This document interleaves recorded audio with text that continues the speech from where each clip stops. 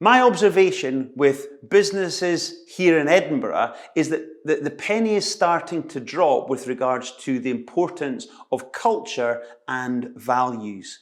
It's a significant competitive advantage if we can get our people fully bought in to the values of the business. Again, this is not some fluffy flim-flam. This is at the core of high-performing teams. So how do we practically define our values and then make them come alive through not just being a set of words, but actually being some observable, demonstrable behaviors that we can identify with that says, yeah, do these things and that will be in line with the value that we've established. So first things to do is to identify the values. Best thing to do there is take your top 3 team members and say, what are the attributes of those team members?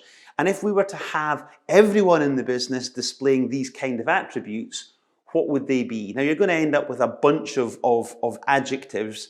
What we're looking for is distilling that down to the most important ones. And that might be an actual word, or it might be a short phrase. It doesn't really matter what that is, but you want to distill that down to somewhere between 3 to 7 values. We then want to define what, in probably one sentence, what that value actually means.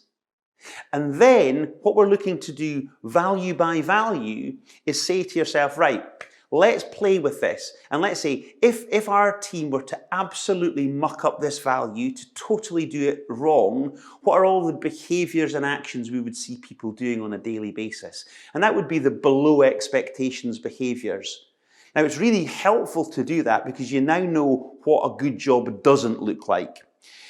Then we're looking to say, okay, what would the actions and behaviors look like that absolutely support that value? Now, the easy thing to do then is to say, let's take the stuff that is the below expectations behaviors and flip that to say, okay, what does that now look like?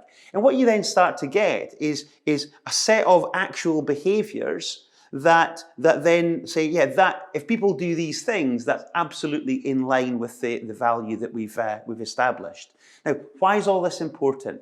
Well, it's really important. Imagine having, and again, you'll see here an example of a charity which I know quite well called B1G1. They've actually done this to like a ridiculous level of clarity. But can you imagine someone coming into your business and you saying, look, let me talk you through our culture. Let me kind of explain to you exactly how this, how we all behave. And again, if you warm to this culture, if the values chime with you, you're going to get along great. If it doesn't, then maybe we're not the right fit for each other. But people are really clear as to what is expected and also what's not expected.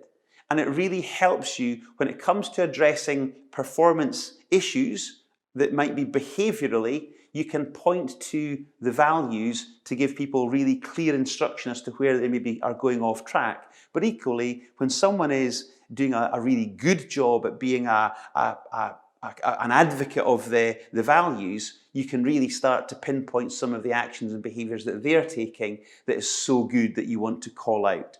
So, my rallying cry to you here is to say, give this some real thought. Go, this is leverage. You spend an awful lot of time getting this right, but you benefit from that time invested long term. So give it a go. Give me a shout if you need any help with that. But the important thing is that you do it because you really, really will benefit from getting your values very well defined. Good luck.